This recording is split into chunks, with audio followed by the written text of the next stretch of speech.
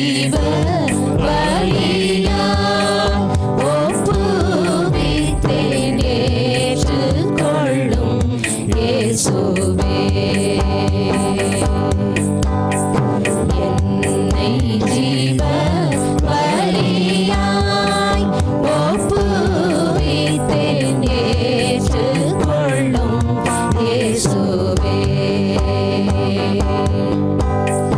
அன்னை தந்தை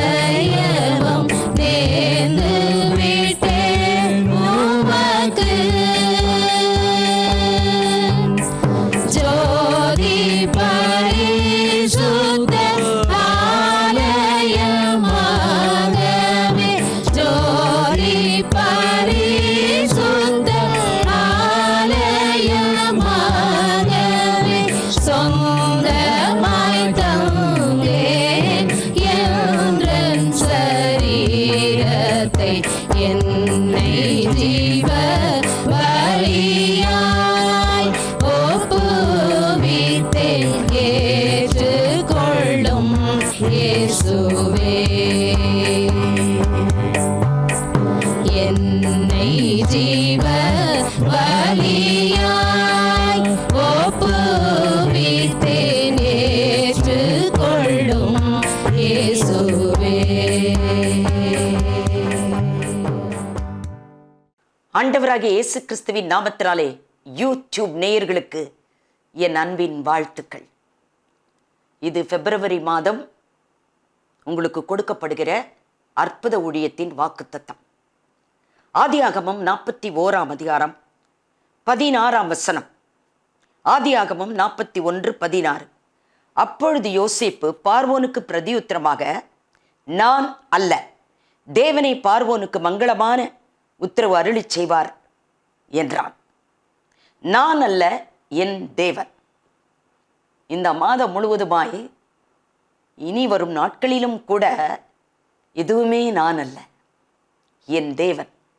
இன்னைக்கு இந்த உலகத்தில் நம்ம பெருசுப்படுத்தாத சகல காரியங்களிலும் நம்மை முதன்மையாய் வைக்காமல் என் தேவனே எனக்கு முதல்வர், அவர்தான் எனக்கு எல்லாவற்றுக்கும் எல்லாமானவர், அவர் போதும். அந்த மாதிரி நம்ம தேவனை நான் அல்ல, என் தேவன் என்று சொல்லும் பொழுது நம்முடைய வாழ்க்கையில் ஆட்டோமேட்டிக்காக வெற்றி வந்துருங்க. எல்லா காரியத்திலும் என் தேவன் வெற்றியை கொடுக்க வல்லமை படைத்தவராய் இருக்கின்றார். ஆனால் இன்று இந்த வசனம் யாருக்கு கொடுக்கப்பட்ட வசனம்? அதாவது வேதத்திலே ஆதியாகமம் புஸ்தகத்திலே இந்த 41 அதிகாரத்திலே பார்க்கும் பொழுது யோசேப்பு பார்வோனுக்கு பிரதியுத்தரமாய் சொல்லப்பட்ட ஒரு வார்த்தை, பார்வோன் கேட்ட கேள்விக்கு பதில் கொடுத்தது. ஆமென். ஆனால் இன்றைக்கு நம்ம யோசேப்பை போல இருக்கணும் என்பதற்காக தான் இதை நான் சொல்கிறேன். இன்னைக்கு நம்முடைய அநேகரில் என்ன சொல்லுவோம் தெரியுமா? இந்த காரியம் என்னால் தான் நடந்தது, இதற்கு காரணமே நான் தான், இது என்னால் தான் முடிஞ்சது, இந்த வீடு என்னால் தான் கட்டி முடிக்கப்பட்டது, இந்த எல்லாம் பிள்ளைங்க படிச்சது கொண்டது என் குடும்பத்தில் இருக்க அனைத்து காரியத்துக்கு நான் தான் காரணம், நான் என்னை அல்லாமல் ஒன்றுமே இல்லை. இன்றைக்கு நம்மை தான் பெருசுப்படுத்துவோம் எல்லாவற்றிலும், ஆனால் தேவனை முதன்மையாய் வைக்க மாட்டோம்.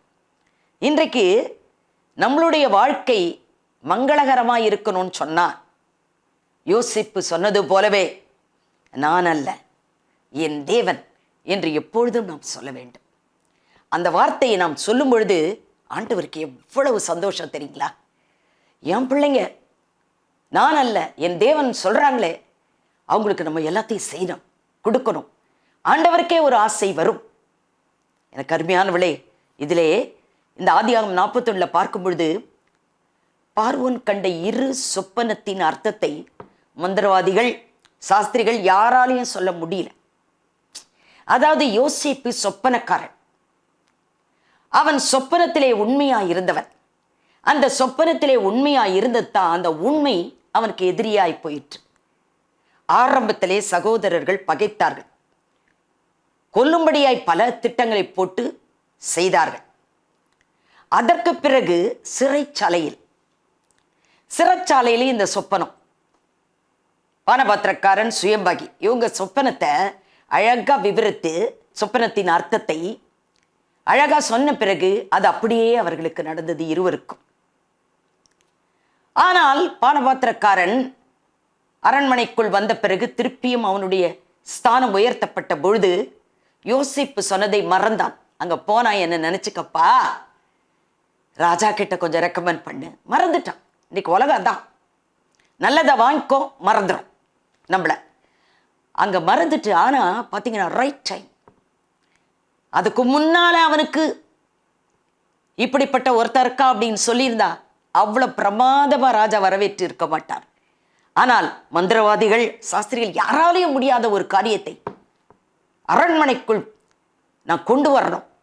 அந்த மனுஷன் அங்க சிறைச்சாலையில் இருக்கிறான். ராஜாவினிடத்திலே சொல்லி யோசேப்பை சிறைச்சாலையிலிருந்து அழைத்து கொண்டு வந்து பார்வோனுடைய சொப்பனத்தை அவன் அழகாய் விளக்கினான். ஆமென். அப்ப சொல்றான், நீ சொல்லணும் என் சொப்பனத்தின் அர்த்தத்தை சொல்லும்பொழுது, நான் அல்ல, தேவனை பார்வோனுக்கு மங்களமான உத்தரவு அருளி செய்வார் என்றான். அந்த வார்த்தை தாங்க அவன் உயர்வுக்கே காரணம். முன்னால் அடிபட்டான், உதப்பட்டான், கஷ்டப்பட்டான். அந்த உண்மைக்கு ஒரு உத்தரவாதம் இல்லை. அந்த உண்மையை யாரும் கவனிக்கல. அவனுக்கு எதிர்ப்பு வந்தது. ஆனால் எப்பொழுது அவன் நான் அல்ல என் தேவன் என்று சொல்லிட்டு அந்த சொப்பனத்தின் அர்த்தத்தை விவரித்து, அந்த சொப்பனம் அப்படியே பார்வோனுக்கு விளங்கிற்றோ, அதற்கு பிறகுதான் யோசேப்பு உயர்த்தப்பட்டான். ஆமென். முன்னால் அல்ல. இந்த வார்த்தையை சொல்லி முடித்த பிறகு, சொப்பனத்தின் அர்த்தத்தை சொன்ன பிறகு அவன் உயர்த்தப்பட்டான் என்று சொல்லி நாம் பார்க்கிறோம். எனக்கு அருமையான கர்த்தருடைய பிள்ளைகளே, இன்றைக்கு நான் என்ன சொல்றதுன்னா, உண்மை வழி செல்லும் உத்தமனுக்கு கர்த்தர் என்றும் துணையாயிருப்பார். இன்றைக்கு நாம் எத்தனை கடவாய் உண்மையாய் இருக்கிறோமோ, அவன் உண்மையாயிருந்தான், தன்னுடைய சொப்பனத்தில் உண்மையாயிருந்தான், தன்னுடைய வாழ்க்கையில உண்மையாயிருந்தான், தன்னுடைய வழிகளில் உண்மையாயிருந்தான். நான் அல்ல என் தேவன் என்று சொன்னான். எனக்கு எல்லாவற்றிலும் நான் அல்ல என் தேவன். எனக்கு அருமையானவர்களே, நான் ஒரு சபைக்கு போயிருந்தேன். அந்த சபையிலே ஒரு அழகான கல்வெட்டு வைத்திருந்தார்கள். வசனம் ரொம்ப சின்னதா போடப்பட்டிருந்து, கண்ணுக்கு கூட தெரியல. ஆனா அந்த கல்வெட்டை வச்ச மனுஷனுடைய பெயர் கொட்டை கொட்டையா எழுதப்பட்டிருந்தது.